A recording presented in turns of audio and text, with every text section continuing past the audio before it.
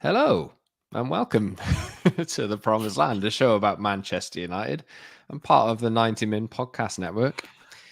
I'm Scott Saunders, joined by Rob Blanchette after Manchester United lose at home to Galatasaray in the most shoot yourself in the foot performance I think I might have ever seen in my life. It is absolutely incredible. I mean, incredible. Rob, we don't do post-match pods because I think that part of the shtick of this was meant to be don't go too high, don't go too low. Let's wait for the dust to settle a little bit and come in with a little bit more of a measured take. How measured can you be currently? Well, we cleverly decided, didn't we, that we thought that we would do a post-match show here. And I think I said to people, either join us for a celebration of great football and a win, or maybe some tears. And I don't know about you, Scott, that defensive performance has me crying, at least inside here. I have tears of Rob. I have tears of laughter. I am past despair for this lot. Like I really am. I'm looking at it for what it is, an absolute mess that is sitting in front of me every time they step out on the pitch. But sorry, anyway, keep going. It was both tragic and comedic in one go. But I think the funny thing is that those things that happened tonight just were not funny. Like the stuff that happened in the back four tonight is just ludicrous. You know, there's no amount of coaching, tactics, anything that you can bring as a manager and say to players, right, you're going to be that badly out of position. You're going to respond to that situation that badly in an individual tone, and they're all culpable at the back today, aren't they? You know, like I think in the last game we said about Crystal Palace, that transition from midfield to attack and into the final third was a problem. Tonight, Man United seemed to sort that out. Actually played some decent attacking football, had the ball in the net a few times, but was so bad defensively. Like all I can think is, Scott, if that wasn't Galatasaray, if that was Arsenal, if that was Liverpool, if that was Man City, we'd be talking about 7 or 8 again. That's how bad they were defensively. So, yeah, today we're going to unpack some of that. So, guys, obviously, thank you all for joining us live. So, please tell us in the comments what you thought and all of that, and we'll try and sift through some of the rubble of today's football match. Yeah, if you are listening, we will upload this as an audio podcast as well. So, bear in mind, if you are listening on audio tomorrow or something like that, this is a live show with our friends on YouTube. So I'll bring up some comments. There's plenty of them coming in. Ethan says the easiest result are going to get another manager sacked. I mean, yeah, we'll talk about that at some point. Hello, Europa League. Joseph, I think you're being optimistic there. Organisms adapt to their environment, says Lieutenant Columbo's glass eye. Organisms adapt to their environment. I tweeted at one point during the match after Højlund just scored his second goal, please don't ruin him. Because it looks in Rasmus Højlund that United actually have something pure and, you know, bit rough around the edges, but you can make something good out of it. But the problem is, like, players come into United and adapt to their environment and just become part of the mess that we see. Did you see Højlund when the third goal went in? The camera flashed to Højlund and he was just like, What is happening? This was meant to be his night. This was meant to be his night for the headlines. I'm doing my job up this end, and we're popping the ball around the box, and we're actually getting in the box and getting chances. But at the back, like you can only imagine what that dressing room is like at this very moment. Now you can only imagine how catastrophic it must feel in there with those players, because it was just a complete implosion of something like we haven't really seen United do that for a while, have we? More comments. We are awful from GB251. Joseph is optimistic even after watching that. Fair play, says Will. I mean, yeah, that's in reference to the Europa League comment we just read out a minute ago. A couple of comments from Michael Hill, Andre Onana. I mean, can't defend it so far. Sorry. Yeah. So sorry. There's loads of comments here. We can do an entire show, but. We'll do the entire show. We will. I mean, yeah, we appreciate the comments. Keep them coming in. Also, because we're live, please let us know if you see what Erik ten Hag says, because I'm going to have to watch what he said after this press conference, but I'll keep I'll keep an eye on the social medias too. He's got to be annoyed. He surely must. You see the images of him standing in the rain at the end, with doing his this shiny head like that. Like that's my Eric Ten Hag there. Oh man, it is like, people would see, they obviously watch our show and don't get too high, don't get too low, and they see we're balanced and all of this. But this is a tiny bit of what we're like. Like I've just been at the end there, like screaming like everyone else is screaming. Rob, I was laughing. I know you sent me a message laughing, and I went, I don't know, is Scott laughing? Is he crying? It was one of those emojis where someone's crying their eyes out, and it's like, well, I actually think it's more like tears, but it's just so bizarre, isn't it? Like we're going to unpack this. Like I said, we more and more people are joining the live stream here now, and thanks all for all your comments and joining us tonight. But we're going to have to talk about the defence, aren't we? Because that is what this show is going to be about. We talk about Onana, Varane, Lindelof, and Dalot primarily, all of them having shockers. And then Amrabat, yes, isn't a left back, but I thought actually did some really good things in the game, travelled all over the football pitch. But just such a disappointing night, Scott. But I think also just shows that Manchester United are not a Champions League club. Yeah, I know. That's, I think, maybe the big takeaway from it. PJ says, need to change the name of the podcast. It's now a false representation of United. So, yeah, I mean, Man United, Manchester United have reached the promised land is where the title of the podcast comes from. They are not getting back there this season. Let's just say that. That is not happening. But what were you saying just before I jumped in there, Rob? Sorry. I don't know. Something about me wanting to cry. That's how I feel at the moment. It's like it's... No, I said, really, we're going to be talking about the defence, aren't we? We think, because that is the big takeaway here in terms of chatty terms. Like what happened tonight was that your defence, if your defence done even a bit of its job tonight, Scott, you win the game. That's it. Like when you score a goal, defend for 10 minutes, don't concede one. And then, Will Zaha is not actually that strong in the box. Dalot, you should deal with that, shouldn't you? And every goal just felt like that. It was like, what are you actually doing as a unit? I don't know. That is that coaching, Scott? What do you think? How do you see that tonight? I mean, I think pressure is obviously going to mount on the manager. I think I said the other day that I don't want to go through the process of another manager having to leave, because United, the problems above the manager. They come out on the pitch all the time. You can. Absolutely, Eric Ten Hag chose Onana. He absolutely did. Yes. And while I'm very much on board with you need a player who can pass, Ten Hag chose Onana specifically. I wasn't really sure. I'm not just saying this now because it's not going too well, but I hadn't seen enough of him to really say that this is going to be the guy, this is going to be the one. But I know that we know what he can do, but also we know that he's capable of making errors like the ones he's made in the last two Champions League games, as well as some of the other games as well. I wanted David Raya, by the way. I said it. Apparently David Raya did not play well tonight either. Oh, well, there you go. So there you go. As Arsenal, I think Arsenal lost to Lens. So, right, where do we want to start then? So it looks to me this game was lost based on Andre Onana passing the ball out to an opposition player on the edge of his own box. I think that's pretty much as you want to look at United conceding goals within 5 minutes of them scoring twice or whatever it was. I forget how many minutes it is, but at least they're at 2-2 there. What Onana does, and we did say at the start of the season, we're probably going to get some moments with Onana's distribution where you got your heart in your mouth. Said it a lot. Yeah, you're probably going to have to get used to it but that's something you take as long as everything else is going pretty well. But it seems at the moment that I saw somebody tweet, we swapped a goalkeeper.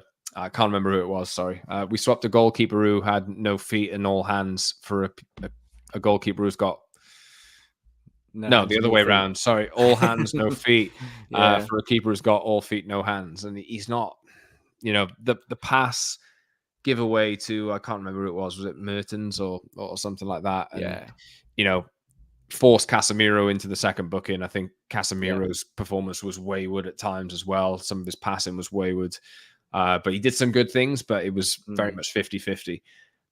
couldn't blame Casemiro there, really. I think he was just trying to do what he could. They did miss the penalty, but then, United just gave it United to are down a man, and obviously they kind of lose their heads. We know that this team are terrible at dealing with situations, and to go down to 10 men and concede a penalty, what do you think's going to happen? Yeah. They lack guts in those situations. I think we know that. It's pretty obvious, isn't it? I think the thing is, Scott, when looking at the Onana situation, when I come out of the back of this game, it isn't the actual pass for me that really causes me nightmares, because like you said there, it's something we'd said before. He is going to make that pass every day of the week. He's going to try to make that pass, and you can look at this technically and tactically in different ways. So of course he gives the ball away. It's a penalty, and Casemiro sacrifices himself. You could also look at it the other way and think back 12 months ago. And again, it reminded me of that moment where De Gea played the ball to Eriksen too short and it didn't get to the player. And then that time when he played it to Maguire and didn't quite get there, and Maguire doesn't turn and doesn't get the ball out quick enough. And that pass was inaccurate towards Casemiro. And really, what should he have done there? He should have just put his foot through it. Put foot through it, clear your lines. But Onana's been bought to specifically not do that. So it's like an issue from last year that I still think, and I'm going to keep saying it, players don't move when Onana has got the ball. And that concerns me still, that here we are months into the season. And when he gets the ball, the pivot stands still. Casemiro should not be standing still. He should be moving into the space so he can be found. But he's standing where he's almost the wrong side of the Icardi, I think it was Icardi, wasn't it? Ran through, and then obviously you bring him down because that's the only choice you've got there. And then thankfully Icardi puts the ball the wrong side of the post, and you're very lucky. But Scott, the whole thing for me, when we're looking at Onana, what really concerns me is that when you look at Icardi's goal, when he scored, what's the goalkeeper doing going to ground like that? Yeah, because it's not the first time either. At the one thing that's really highlighted through the whole of this season, every match I've watched Onana play, and this is the bit that's really surprised me. The ball playing doesn't surprise me. That's his game. He wants to play the ball with his feet, and he's good at that in general, not tonight, but in general. But what's really shocked me is how he gets stuck to his line, like absolutely pinned, almost in that 6-yard box. And we used to criticize De Gea about it all the time, didn't it? De Gea doesn't close angles. De Gea doesn't come for stuff. De Gea doesn't come for catches. Tonight, it was one big mistake again where the ball's flashed across the box and he mistimes it and parries the ball. And that could have easily been a tap-in. So we'd have been talking about that tonight. So Onana's going to have to take a lot of this. Like, at the end of the day, you goalkeepers live and die by these mistakes, don't they? And you have to build up collateral as you go along. You actually have to build up the credit. And Onana's not been at the club long enough to build up credit. I even think De Gea used to have that credit simply because of being Player of the Year multiple times. I got why people defended him, but at the same time, it was time for him to leave. You just saying there you weren't so sure about Onana. I was pleased with the signing. I was happy that we brought him in. But what I'm not happy about, Scott, and this is the bit I would put towards Ten Hag, is why are your players, when your goalkeeper has got the ball, why are they not moving? Because I see that every game. I watch them. They're very static. They stand in position, and that is really easy to counter-press against. So is that the players? Is the manager telling them one thing and they're doing another? As you said there about Casemiro sacrifices himself rightfully. That's what you do if you're in that moment. But he's not moving for the ball. He's just kind of stood in the pivot and waiting for it to come. But of course, Onana, it's his fault at the end of the day. He plays that pass. It's his decision. He did make a point to come out and speak to media directly after the last mistake he made in the Champions League. So I'd be going home if I was him. Sorry, everyone. I mean, we haven't even said, hopefully, if you're joining us for the first time, please subscribe to the channel, wherever you get your podcasts, and watch us. We usually do Tuesdays and Fridays, twice a week on YouTube. But with the Champions League, we said we might do Mondays and Thursdays, maybe the occasional live. Back to Thursday, Scott. Doesn't seem like we're going to be doing much Champions League. No. Although tonight, thanks for joining us. If you're with us, like the video, please. Subscribe to the channel if you haven't already, and leave a comment for us as well. Pop the notification bell on so you don't miss a show as well. And follow us on social media at @_Scott Saunders on X, Instagram, and TikTok. @_Rob_B on X, and you can subscribe to Rob's YouTube channel at @_Rob_B as well, and at Promise and MU on X for the show's Twitter. you want to do more Onana? Just one. There's one here. There's a comment there from PJ. Who you can flash that up, Scott. Long passing accuracy. Yeah, please. The 30% something one. Do you know what I see in this is here? And obviously, with this, I'll just say this out loud for the benefit of audio. PJ says, I saw a stat that Onana has the worst long pass accuracy in the league, 30% or something. And that's been an adjustment for him. So when you're playing Serie A, guess what? You don't get pressed as much. So quite often you see Onana gets the ball. When there isn't movement, he does that kind of clip towards the wing, doesn't he? And guess what? The ball comes straight back. So that's why that's like that 30%. And that's not good enough, is it? Like you've bought a ball playing goalkeeper. Man United, from defence and midfield, you've got to start playing ball a bit more, haven't you? And that's why they're giving that ball away. And Onana himself hasn't worked that out. So that's on him as well. Best and Cantona, hello, mate. Hope you're well.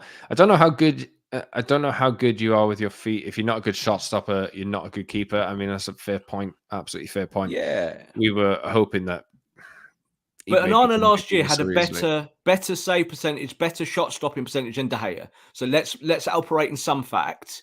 Is that when we bought Onana, he did have those statistics, and he was obviously way superior because he was well. I mean, but he's playing in Italy. Playing with a back three, back five in front of him, exactly. A little bit more security rather than what United are, whatever United are. And that's the horror show of tonight, though, Scott, is that it's about the whole defense, isn't it? Like we can talk about the goalkeeper for 90 minutes, that's fine if people wanted that, but it doesn't really get us anywhere because what we're seeing from, like, say, Lindelof is very Lindelof things. What we're seeing from Varane now, I don't know what you want to say about this, Scott. You know, Varane got ran twice there and was out of position. And you kind of think to yourself, what happened to the Rolls Royce? You know, Delot doing Delot things at right back, panicking, not quite sure what he's doing, coming inside when he shouldn't. The Zaha goal is just ridiculous. Like in a one-on-one like that, to be the right side of your player and still allow him to get the shot off like that. Again, Delot's like that. I know Delot's like that. You know Delot's like that. Everyone knows Delot's like that, but he can't do it, Scott. Like I was just thinking, Aaron Wan-Bissaka, where are you in that moment? Because obviously he'd have tackled him there, wouldn't he? You know, you would just know he would. But you can't wish for those things. You know, you've got to go do the job that you're paid to do.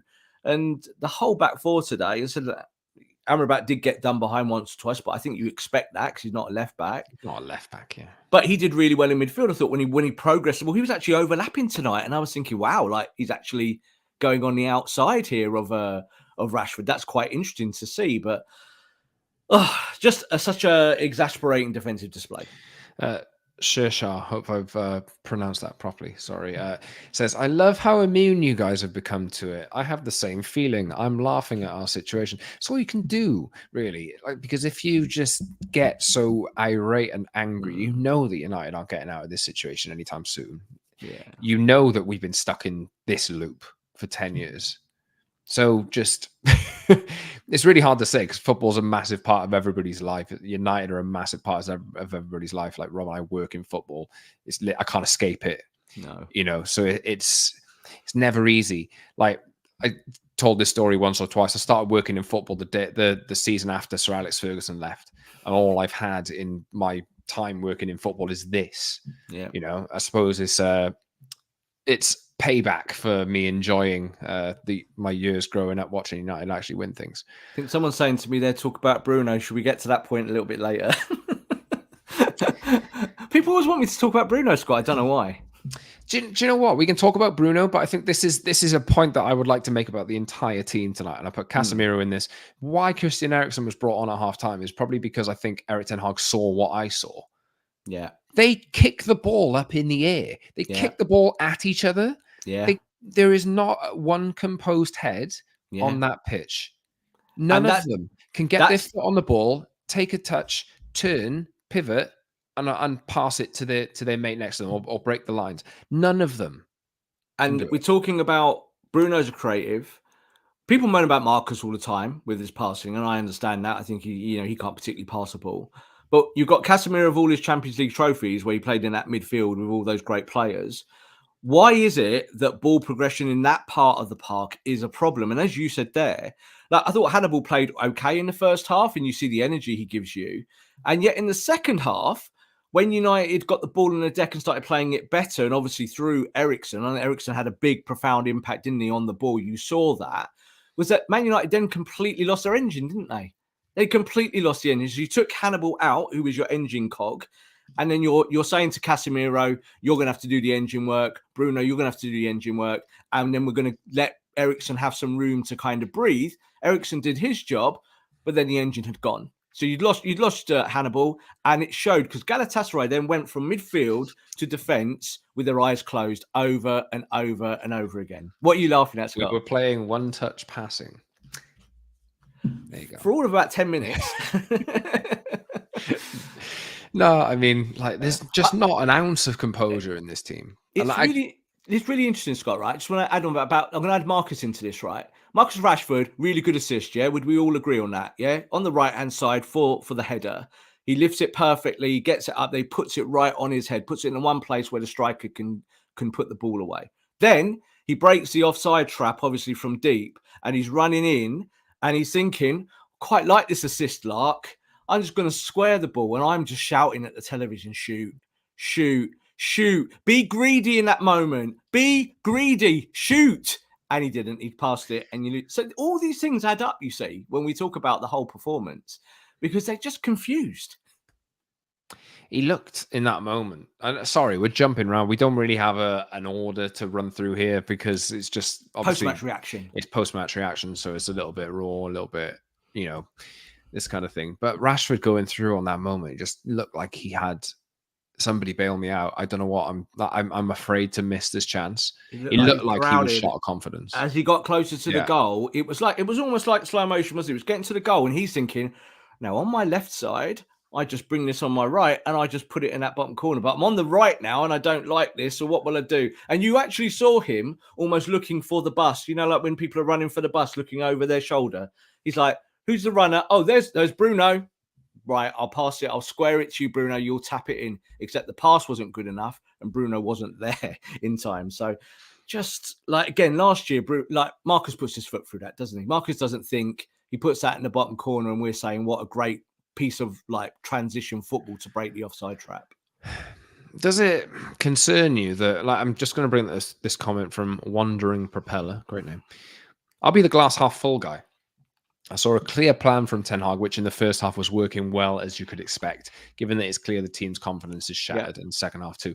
I mean, what I wanted to, and maybe this is a criticism that I will level at Ten Hag. I mean, we know he said that he wants United to dominate games. We know that but the line that I've said, repeated really, the one that sticks out to me, best transition team in the world. You did get good transition through United tonight, but that's probably because Galatasaray came out and played and give a bit. It's kind of in the Premier League, United probably don't get as much space. Højlund, for example, does not get as much space to score the second goal generally in the Premier League. Højlund doesn't get as much space to kind of have the ability to hold that play up like he did at times. I thought he was really good tonight, Højlund. So that's one plus point. But one thing for me is surely this team needs to control matches better.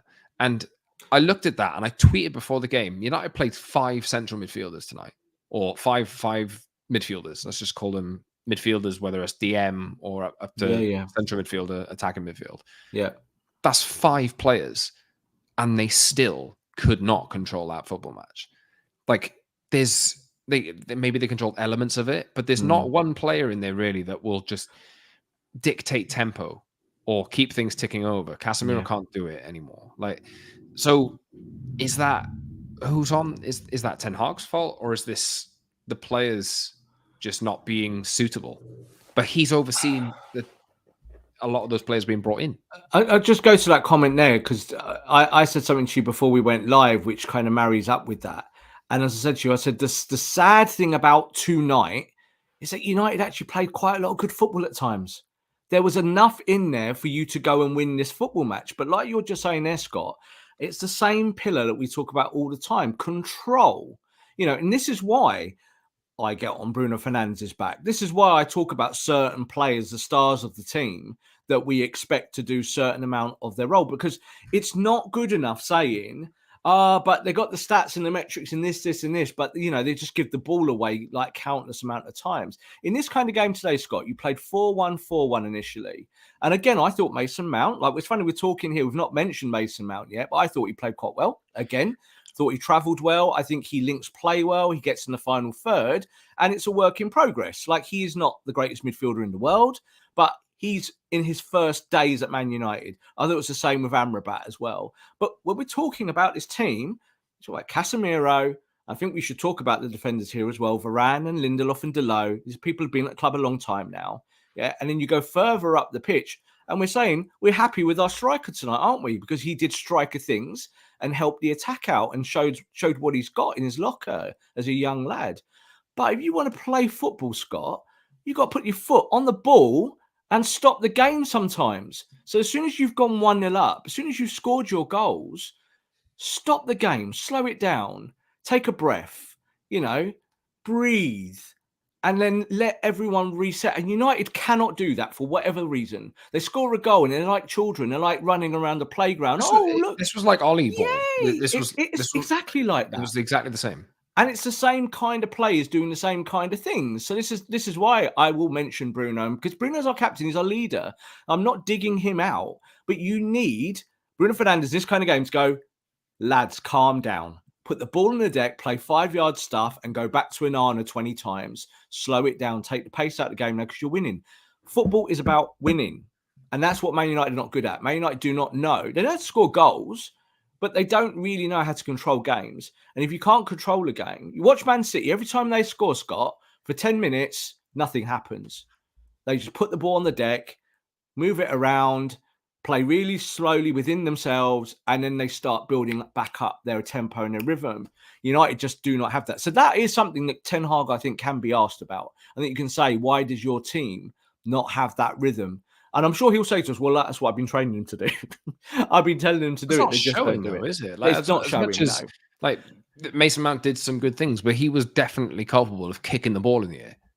Yeah. Like, I saw him do it numerous times, just lumping the ball in the air, just trying to pick a pass around the corner, some impossible pass. But I'm really not gonna look at the new lads and new players, because I think the new players, even Onana, I'm kind of giving a little bit of a pass to, but you don't get away with it when you're the goalkeeper as much. But I think when you look at the newer players in this team, and I include Hannibal in that as well, like Hannibal for 45 minutes, that it was once or twice where he gave the ball away in transition and he had to sprint back and he couldn't quite get there. But I'm not worried about that, because I think if a young player does that, they'll learn through that process. But if Casemiro does it, if Bruno does that, I'm worried, because they're senior players. Do you know what I mean? So you brought on Eriksen to solve that, to put the ball on the deck and control it and to get you in more creative positions. And it did work, didn't it? But then there was just this chasm through United from the midfield all the way through, from the number 6 to the central defensive-ish channels. I think it's as bad as I've ever seen it, Scott. I'll say that. For any manager I've seen at Man United in 10 years, that was as bad as I've seen a defensive display. I saw it quite bad with Moyes once or twice, and with Ole once or twice. Jose would park the bus, and Van Gaal was very good at parking the bus as well. So you didn't really see that tonight in those games with them. But I think Ten Hag has got something to talk about here now, because these are things that can be viewed as tactical. But I also do think it's individual just incompetence from Champions League winners that you expect more from. Yeah, I have seen Christian Eriksen has been speaking. I think he must be the first one out. Said that it's quiet in the dressing room. It's sad. It's a big disappointment. It was very quiet in the dressing room, he says. But that's sad, isn't it? Because I don't want quiet in the dressing room after that. I know, that's kind of worrying, actually. I want smash the dressing room up. Right, and that's from don't get too high, don't get too high, low, Mr. Man here. Yeah, if you're in that game and you're a player. When I was a player back in the day, Scott, when I was a bit younger, that's how I would be. If I was angry about something from a game, I would go in the dressing room and lose my rag and go completely mad, because that's the place to do it, isn't it? It's there. That's when you're there as a team and as a unit. You don't want them sat there sad. What's sad that you played badly? Sad that you let Galatasaray run through you? Don't be sad. Get up and get on with it. Find a way to make it better. So that is worrying, I would say, if I'm Ten Hag, because I want my players to be angry about it. Well, who's sad? Think about it. I'm trying to think individuals. Who's sad? Sat there going, Oh no, shell shocked a little bit. I think they shell shocked potentially. I'm on a podcast. I should probably know what to say here, but I'm trying to It's like get in the minds of those players. I mean, yeah, it's what you want really in there is somebody who has a football brain. And I don't want to be harsh, but what United needs sometimes is just a cool head or 4 cool heads who can just, and they don't have them. Like no. Bruno Fernandes is your captain. He is the opposite of a cool head. He just doesn't have one. Ericsson, as we mentioned, was brought on to actually bring a cool head into the game, and that it did actually work. But obviously, then we saw what we saw. Have we done the defense properly yet? Because really. let's do the defense properly, because we talked about Onana obviously making the errors that he's made, and they're going to have to persist with him. And David De Gea is still a free agent, so I don't know. Maybe some resigning. Maybe some. I don't know. Can you sign players in outside a window if they're a free agent? He's a free agent, so you can sign him now. He could go anywhere. Yeah. Well, there you go. Start the petition. But the defense. So one of those players that I talk about that actually has a bit of composure on the ball is Lisandro Martinez, who is not there. So Erik ten Hag is using 2 centre backs. Rafa Varane has never been like that kind of player that you associate with being the coolest player on the ball. Like Lisandro Martinez is better on the ball than Varane is. But Varane is just overall like perhaps coming to the end. Maybe. I mean, this would surprise me if this wasn't his last season. But Varane, Lindelof, Dalot, Amrabat, you give a pass because like he's playing at left back and he's showing enough. Like he could maybe he could be that player in the middle of the pitch who could keep things ticking over, but he's not playing there permanently at the moment. But so what's your thoughts on those 3? Well, we were asked a question, weren't we, before, why did you rush Martinez back? You saw tonight why they rushed Martinez back. You absolutely saw tonight why they feel they need Lisandro Martinez in that team, even if he's only got a little bit of his foot injured. So I think this is part of the problem, is that you had a really prime opportunity to strengthen your defense with Kim Min-jae. You didn't do that. That was your choice. But Scott, I think like the bigger side of this is that, we can talk about Varane getting older. We can talk about, Amrabat being out of position. But I think when you look at Lindelof and Dalot, and I said in our last show, I'm not convinced after seeing what I've seen, both long-term and short-term, that Lindelof is better than Harry Maguire in that position. I'm not convinced. And tonight, I actually think Harry Maguire in that channel, playing in that side of the centre-back, would have just been a bit more composed. And what you saw with Lindelof today was he got dragged out of position countless times. And he's an experienced centre-back. He's not a boy yet. This is not Axel Tuanzebe having a bad day in the Champions League. This is an experienced international footballer. And he got dragged out in that second half. And it looked like no one had a clue. It's like they'd never seen it before. But of course, we've seen it so many times. And then Varane's exposed because Varane's just coming back for an injury. And you could see he didn't have straight line speed. Dalot never wants to tuck in enough. And then they're just a mess, aren't they? So I think if you're the manager, you might be saying, well, it's slim pickings for me. But do you know what you've got to do then, Scott? You've got to set up everything around them really tight. You've got to then go to say, if it's that bad, when you've got your goal, go 4-2-3-1, put 7 players there in that zone. Don't have inverted fullbacks. Just go really solid. Keep your goal and go and win the game 1-0. That's all that matters.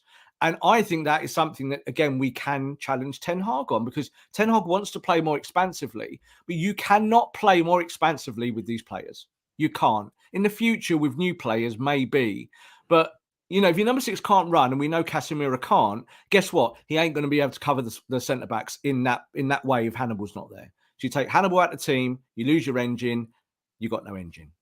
So the manager must know that. And I just think, was it a gamble? Did he just think, well, these are experienced players, they should be able to deal with it. They're better than Galatasaray. But as I said, we did play some really good football today at times. But overall, you've lost the football match and you're probably going out of the Champions League. Aaron says, just got back home from the game. Wow, we are so bad. Yeah. everything about tonight was, it was pouring with rain. You know, there were errors, there were players slipping over. It just seemed like, I'm so glad I'm not on that motorway. Yeah, Rob travels a fair bit to actually get to and from Old Trafford. Yeah, weekly or bi-weekly. Yes, do a lot of miles for this football team. Yeah, and so do a lot of people, they keep watching that, like in various forms. But they keep watching whatever we saw. And I tweeted at times. And I think my big takeaway is I just don't, there's nobody there who has a mature head. Very few people there who has a mature head on their shoulders that can actually take a grip of a match and drag their team through by a little bit of composure. I tweeted sorry if this is a little bit blunt, we were watching the stupidest team in world football. Like, it's about right. And the thickest group of players I've ever come across. That's kind of how I felt tonight. And another thing that I tweeted as well, I always find it so incredible that a club makes such a big deal about actually qualifying for the Champions League. And I know that you get a lot of money as a club get knocked out to play like that. You work all season last year, like fight tooth and nail to kind of finish in the top 4 to play like that. Yeah. To play. I just said to my son at the end of the game, I just said to him, I said, we shouldn't be in the Champions League. Like, now, when you look at this as we are with the injuries and where things are and some of the issues on and off the pitch, this team is not ready for a Champions League run, not at all. In the same way, it's not ready to challenge for the Premier League. Whereas 6 months ago, you did feel better about that. You did think, progress, trophy, etc., etc. You call them stupid, Scott. Like, I looked at this and we talk about experience. Manchester United's average age today as a team was 26.6 years. Yeah, they're 26 and a half years old. So they are all, in American sports, that's considered veterans. When you're over 25, you're actually considered a veteran. And here we are now, this Man United team. They are all veterans, bar maybe one or two, like Garnacho coming on as a kid. Hannibal starting the game as a 20-year-old as a kid. Mason Mount's still relatively... How old's Mason Mount now? I still think of him as young, though he's not young. 25, I think. It's 25, 24, 25. You know, but the rest of them, Scott, are stone cold sober pros. Yeah, they've been around the block. They know what to do. So this is when we talk about Bruno Fernandes. Just going back to that again, I don't want to go on the Bruno train because people say you hate Bruno and all this, and it's not that. But like, someone tweeted me the other day and they were like, when we signed Bruno, no one in world football wanted him. And that's still a thing. Like, people still talk about that quite a lot to me. And I'm like, it wasn't really like that. He did really well for us in that first 12 months, didn't he? 18 months. He was absolutely sensational for Ole. He was the guy who got us to second place in the league, undoubtedly. But now I think he's playing a more expansive leadership role, Scott. I don't know if he's up to it because I don't see leadership in this team. We've got experienced players, but just no leadership. And in that kind of game, Scott, you didn't need a Roy Keane. Yeah, you just needed someone who could go, you needed a Vincent Kompany. You needed someone to go, get the ball in the deck, lads, and play it around for 5 minutes and let's control the football match. United have got nothing like that. You know, there's just no one at the football club who could do anything like that. Lissandro Martinez is maybe the closest thing on the deck to be able to do that from the back. Do have some comments floating through from Eric Ten Hag on the Twitter feed. Some fundamental errors. You can't allow them at this level. We're all together. It's not only one. It's as a team. We make errors. We were twice up. You don't expect this outcome. We expect more together. The players with me all together. Just expect more. I'm guessing there. Yeah, he's just talking about the errors. And I do see, definitely, I understand the criticism is going to come. If Ten Hag keeps losing matches, he's going to get criticised. And I don't think anybody can say that he won't and that he doesn't deserve to get criticism, because United should be beating Galatasaray at home. They should be beating Crystal Palace at home. They should not have lost 4 home games this season already. They did enough to beat Galatasaray tonight. They killed themselves. Yeah, I said it even the Crystal Palace game. I wrote a big long tweet about it in my match review, and I said Man United defeated themselves today, and tonight Man United defeated themselves again. It was just deja vu, but in a different part of the pitch. So I think the thing is, again, I always think with managers, this is why I used to talk about Ole Gunnar Solskjaer quite a bit, is that Ole was really short on tactics. We knew that. Ole was very rudimental, very kind of like 4-2-3-1, double pivot. It was all very kind of static and silent at times. But the reason why he was like that was because he didn't really trust his players to do other stuff, and United didn't buy more technical players. Now, Erik ten Hag wants to play a more expansive style, but you can see tonight, Scott, United cannot do it. United can't get the ball down on the deck from the goalkeeper, who's supposedly the best ball playing goalkeeper in the world, one of them, and the ball does not pop around that back line. What do? You haven't got the players to do it, have you? So you're going to have to change it. And this will be on Ten Hag now. Ten Hag has to make sure that he finds ways to win football matches, even if he throws his plan out the bin, rip. Well, that's what he did last year, wasn't it? I think, and he might have to do it now. He might have to do it again. Yeah, he might have to. Like, this is the thing. We talk about players who are unpopular, whatever. So we know it's obviously been Jadon Sancho news today. So Jadon Sancho will probably be leaving the football club in January. That's Jadon Sancho's problem. He hasn't said sorry, and Jadon Sancho's in the wrong. You are not in a position to get rid of these players if your players that you got are not working. So Harry Maguire, let's talk about Harry Maguire, because I think Harry Maguire should be starting the next game now. He was really good in the cup game. Give him his dues. He was sat there today. I don't know if you saw him in front of Ten Hag. Ten Hag's giving it all this with his coaches. What's happening here? Let's chat. And Maguire sat there like, I kind of feel sorry for him, because you couldn't be any worse than them lot out there today. So you're going to have to rely on players that you don't really want to rely on. But that's the only way to change it when it's this bad. So if your defense is that bad, you have not got infinite changes or choices that you can make. Aaron says this is rip plan mode already. There is no more to come. I mean, I think what I mean there anyway is, I think what happened after the Brentford game last season was that they put a focus on keeping clean sheets, stopping teams scoring, slowed themselves down a little bit at the mercy of obviously a style of play which is transitional and expansive in a sense and open. But Ten Hag has tried this again, and he hasn't. To me, I don't think I think he's sticking to the plan that he's got. It's just he's got a lot of square pegs and round holes with the injuries that he's got.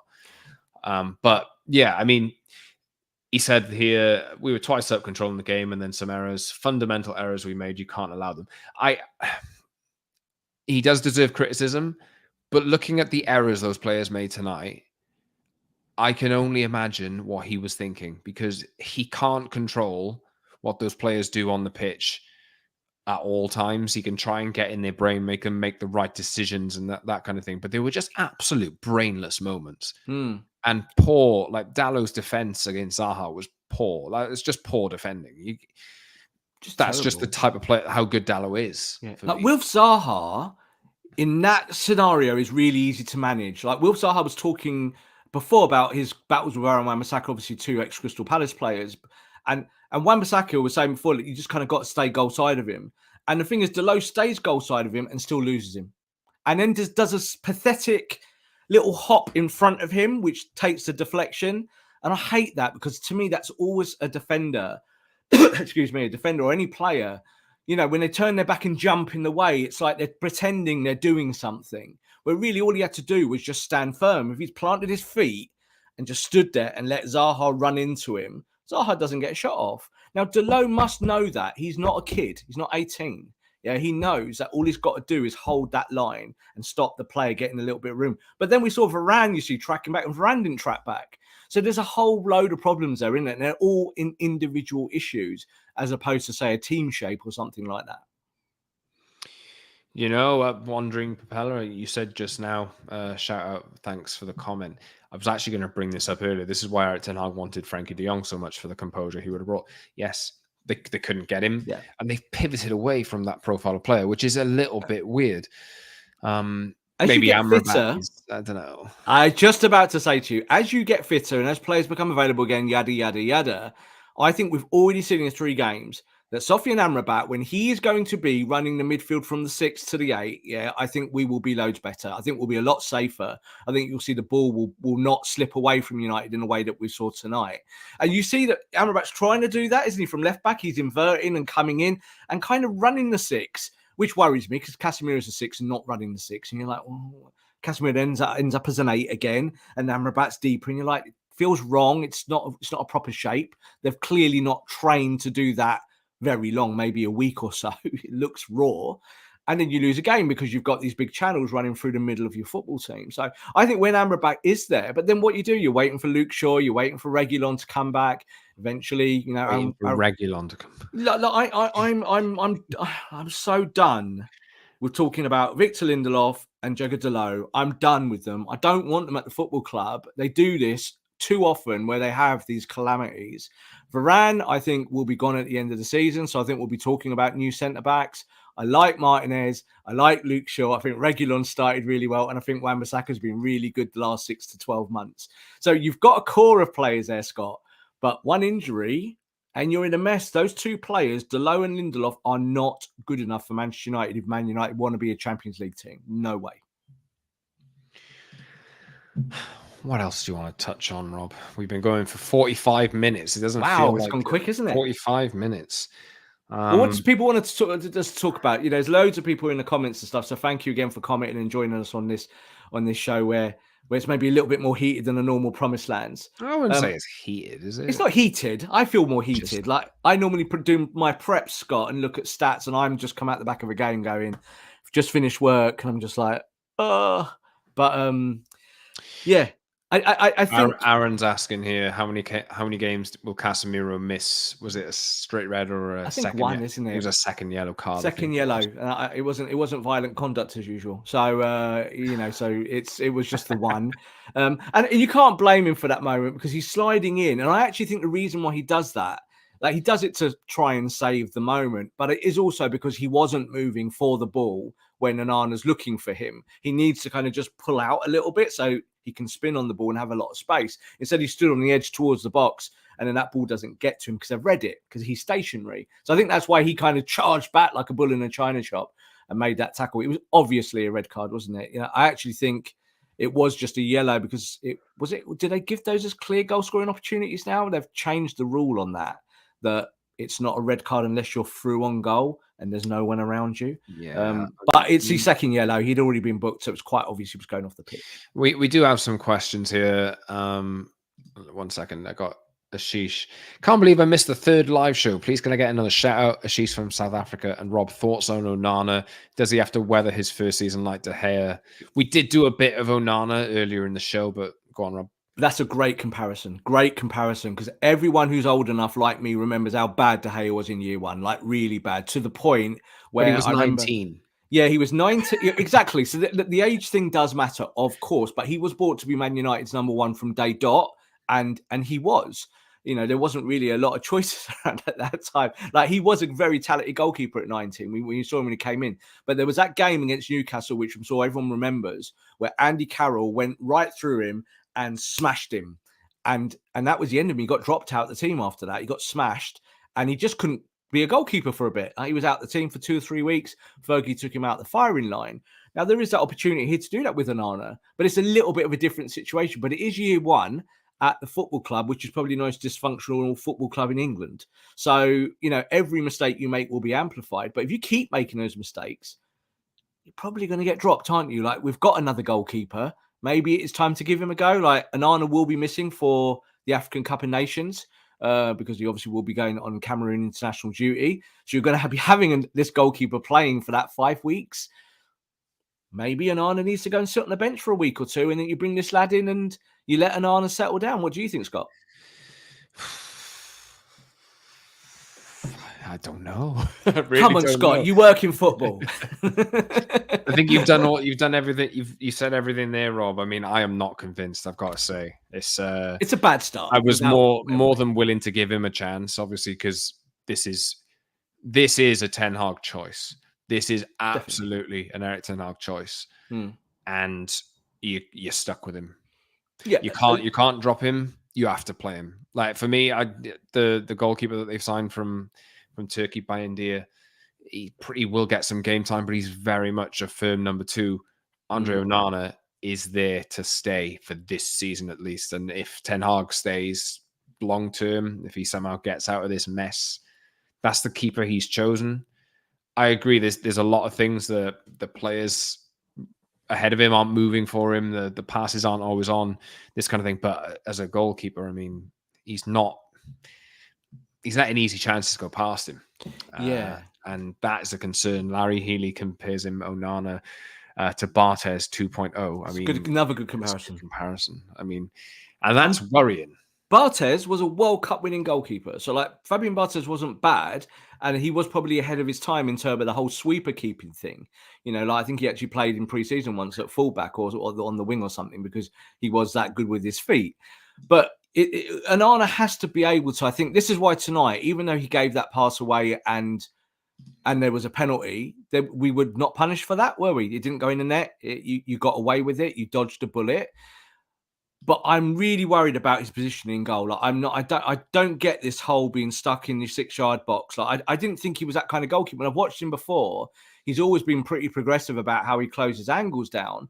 But we saw it in pre-season, and I was a little bit like, that's a bit strange. But it has carried on into the season now. And you see it where Icardi does him there. I'm sorry, any goalkeeper has to come out and close that down.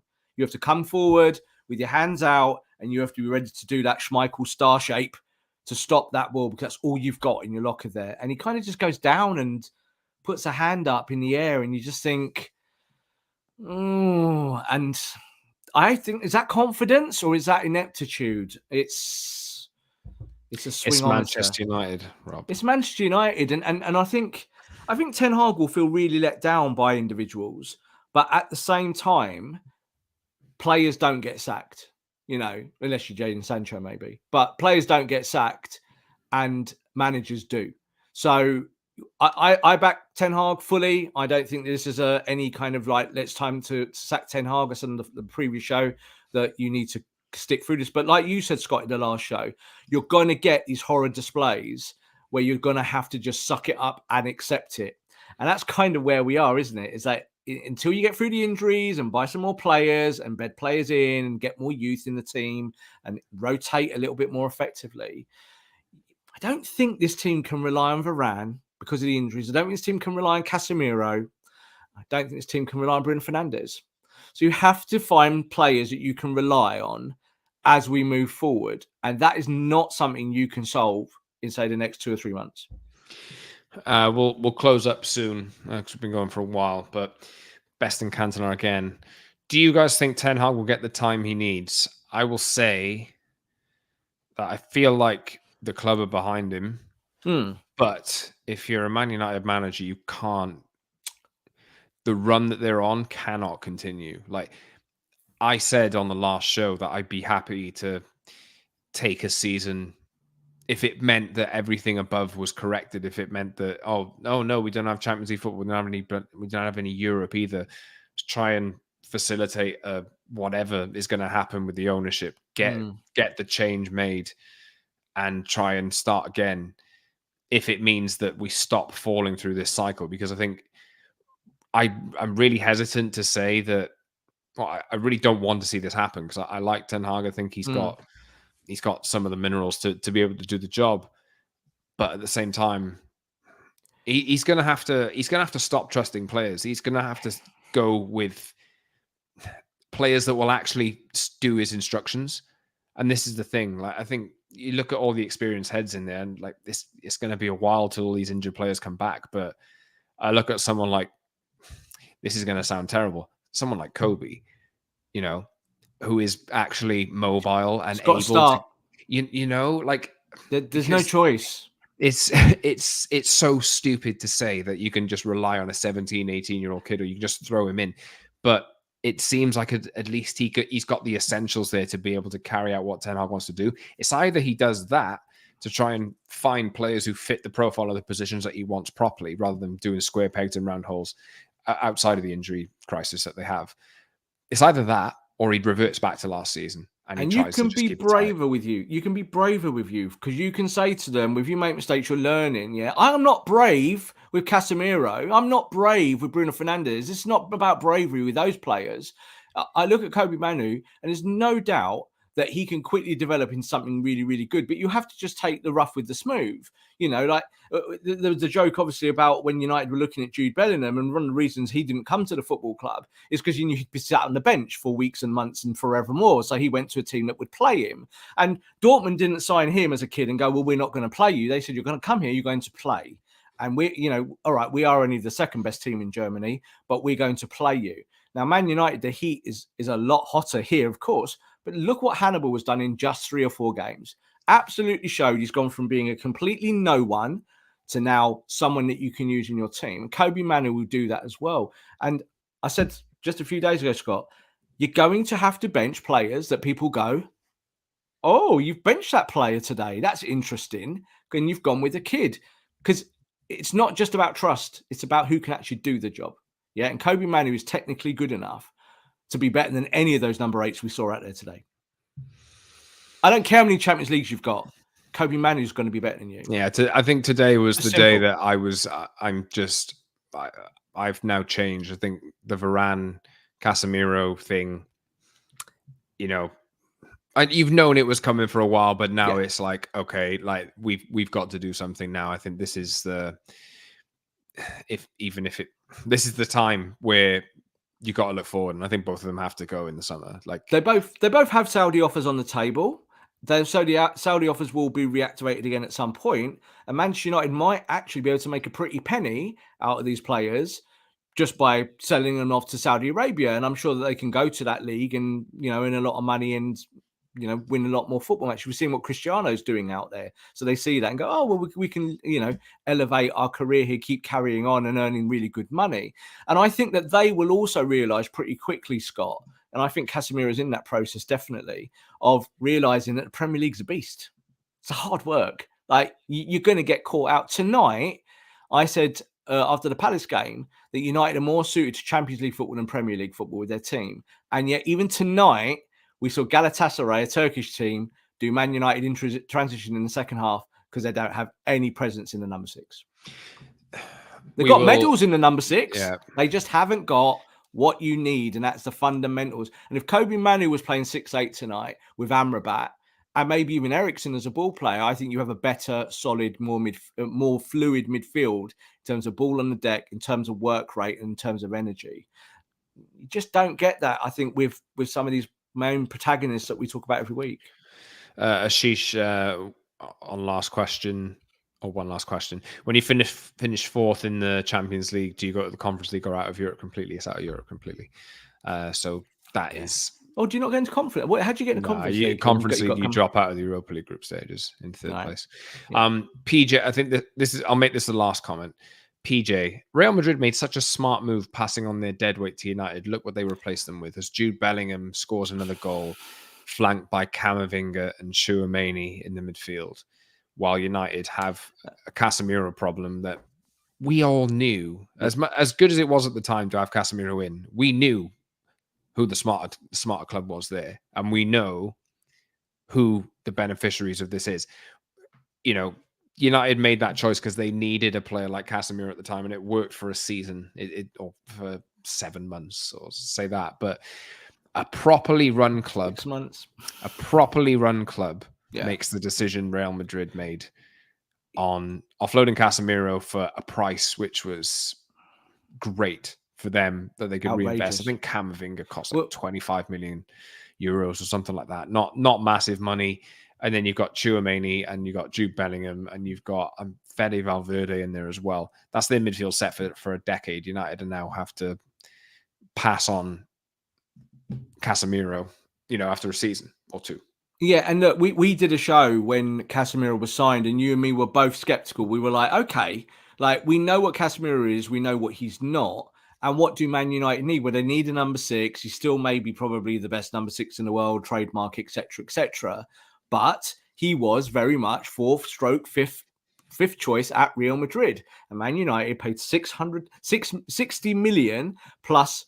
Is he on 350 grand a week? 350 grand a week for Real Madrid's 5th choice defensive midfielder. That's crazy. We're talking about it like that. And what have Real Madrid done? They've reinvested that money into Jude Bellingham and spent what they needed. And Man United are stuck here now. So it's really easy to look back and say, we told you so and all that. It's not really about that. It's more about Man United's recruitment and how Man United look forward. Because I think that looking at Varane, the easiest thing to do would have been spending 45 million on Kim Min-jae. We wouldn't be talking about this now. We just wouldn't be talking about it. We'll be talking about it in a different way.